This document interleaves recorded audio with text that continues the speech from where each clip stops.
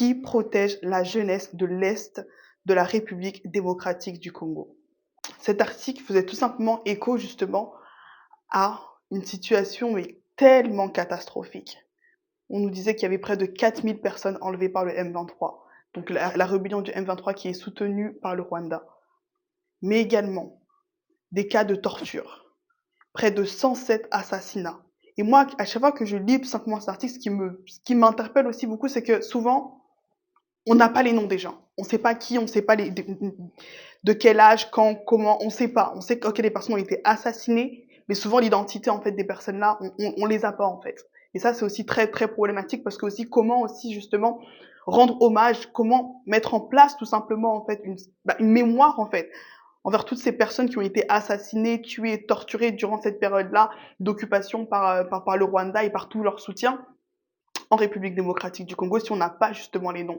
Mais là, cette vidéo n'a pas forcément pour but de parler de tout ce qui est la mémoire, mais beaucoup plus sur ces cas de jeunes qui se font tout simplement enlever par le M23. Cela se passe dans les quartiers, j'ai noté, de Ndosho, de Majengo, de Mugunga, pardon, au lac Vert, à Goma, dans la cité de Sake, à Kimoka, dans le territoire de Masisi, et également d'autres dans le territoire également de Niragongo, à Muningi et à Muja. Mardi 13 mai 2025, le mouvement citoyen congolais, la Lucha, a également publié un communiqué pour alerter sur l'enlèvement de l'un de leurs camarades, Aloïs Bigirimwami, ainsi que son jeune frère à Goma. C'est pas la première fois, justement, comme je disais, que des enlèvements ont lieu. Encore une fois, cette semaine, on nous dit que du 10 au 13 mai, il y a eu une traque. Une traque où des personnes, justement, ont été enlevées. Ça, c'est selon, justement, l'article que je disais de Radio Okapi.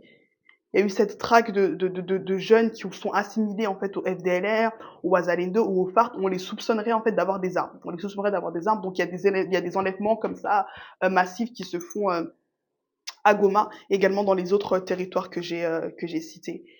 Euh, Ce qui aujourd'hui est très très très très grave et qui est tellement catastrophique, c'est de voir que des personnes dans leur propre territoire, des jeunes, se font enlever, des femmes se font violer. Et il n'y a personne qui protège ces personnes-là. Chaque mois, chaque semaine, chaque jour, on prend des nouvelles. On leur demande aux journalistes sur place, aux activistes sur place, à la population sur place, aux civils sur place. On prend des nouvelles. Et c'est tout le temps la même chose, cette insécurité. Dans ce même communiqué de la Lucha, il rappelait que l'artiste Del Dengo s'est fait tuer par le M23 parce que justement, il dénonçait cette situation, cette occupation par le Rwanda. Il dénonçait tout simplement aussi en fait cette inertie aussi. Que fait justement, comme je disais, qu'est-ce qui se passe?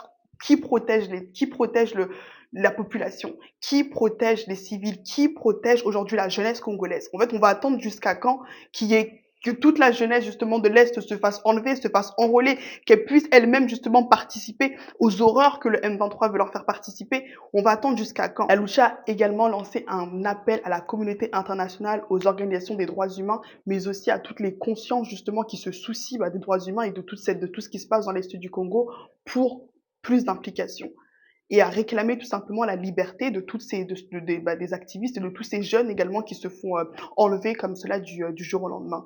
Et depuis plusieurs mois, comme je le disais, la situation sécuritaire se dégrade. On entend dans les témoignages à quel point l'insécurité règne et à quel point les jeunes aussi, tout simplement les jeunes, la population, sont des cibles et ne savent pas aussi en fait justement comment gérer cette crise sécuritaire et humanitaire qui se déroule dans l'est du Congo. Aujourd'hui, dans les zones occupées, ce sont des parents qui voient leur enfant partir, des cousins, des frères, des sœurs, des mamans qui voient des jeunes partir dans des endroits inconnus. Jusqu'à quand, comme je disais, personne ne le sait.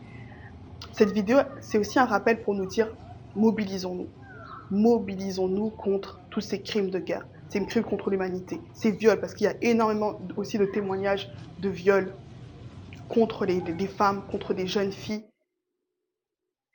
des crimes d'une atrocité et d'une barbarie qu'on ne peut même pas qualifier aujourd'hui. Donc face à tout cela, je répète encore, qui protège la jeunesse congolaise? Qui protège la jeunesse congolaise? On va attendre jusqu'à quand? Combien de jeunes enlevés? Combien de femmes violées? Jusqu'à quand allons-nous tout simplement lire des articles, condamner, et ne pas avoir justement, en fait, ne pas voir sur place une véritable manifestation quand je dis manifestation, un véritable effort, une véritable volonté politique qui va faire qu'en fait que non, aujourd'hui les civils sont protégés, aujourd'hui les femmes sont protégées, aujourd'hui les jeunes filles sont protégées, aujourd'hui les enfants ont le droit d'aller à l'école comme tous les autres enfants. Aujourd'hui, ce qu'on voit, c'est une situation qui se dégrade. Ce sont des parents, des cœurs, des familles qui sont déchirés. Ce sont nous, à l'étranger, qui voyons tout simplement, qui lisons les nouvelles et qui nous disons en fait que non, en fait, c'est pas possible de tolérer tout simplement ce qui se passe dans l'Est du Congo. Donc, mobilisons-nous. Il y a également plusieurs organisations, fondations qui aident les populations, qui aident les survivantes et les victimes de viols. La fondation Panzi, vous trouverez toutes les informations sur Google, la fondation Panzi, Goma Actif également, le collectif, l'organisation Team Congo, également Je joue pour le Congo. Il y a toutes ces organisations que vous pourrez trouver sur Internet, sur Instagram, sur les réseaux sociaux, pour tout simplement aider les populations qui sont victimes du pire. Donc mobilisons-nous et continuons tout simplement de dénoncer tout ce qui se passe dans l'Est du Congo.